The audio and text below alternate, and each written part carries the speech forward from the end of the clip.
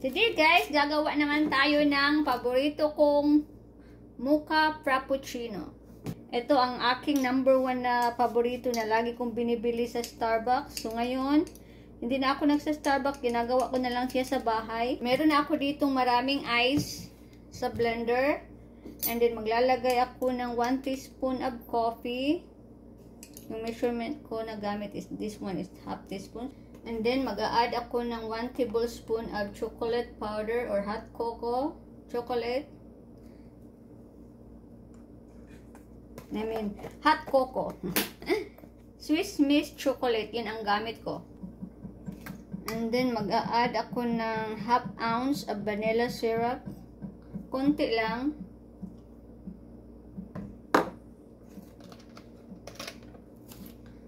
Nilagyan natin ng konting chocolate sauce.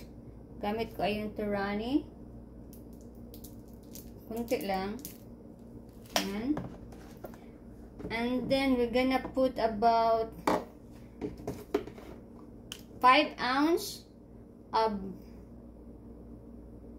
milk.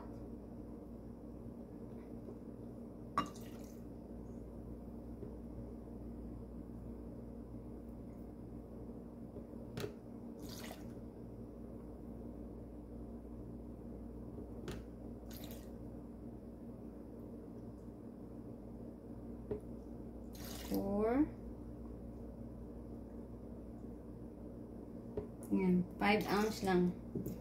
Yan, tapos na. Irarana natin siya sa blender for about 20 seconds.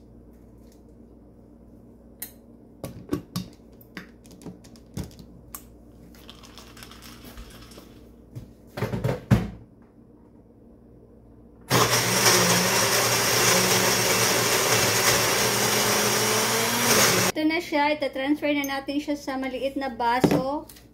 Maglalagay muna tayo ng konting whipped cream sa bottom part. Sana may laman pa yung ating. Yan. Then we're just gonna swirl a little bit of our chocolate sauce dito sa baso. Malapit na siya maubos kaya ayaw niya nang lumabas talaga. Yan. Sa inyo na yun guys, kung lalagyan niyo siya ng little bit chocolate sa baso o hindi. And ita-transfer na natin siya. I usually make a mess when I transfer them because yung ano ko, yung blender ko wala siyang pointy. So it's a little bit challenge. A little bit of a challenge. Yan, kasya-kasya yung ating ginawang mocha frappuccino. Yan. Let's shake it a little bit. And then, we'll top it with whipped cream again. Ayan. Ayan na siya guys. Sobrang dali lang niya gawin. Yan, tikman na natin ang ating homemade mocha frappuccino.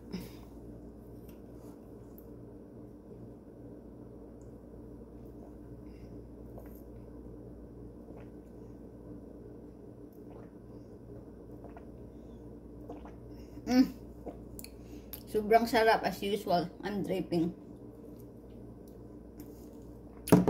Ang sarap guys. Clean up.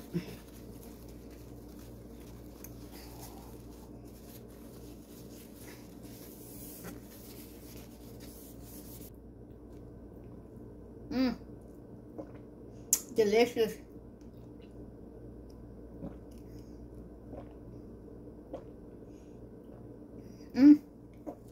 Grabe, ang sarap. Pero sakit sa tiyan.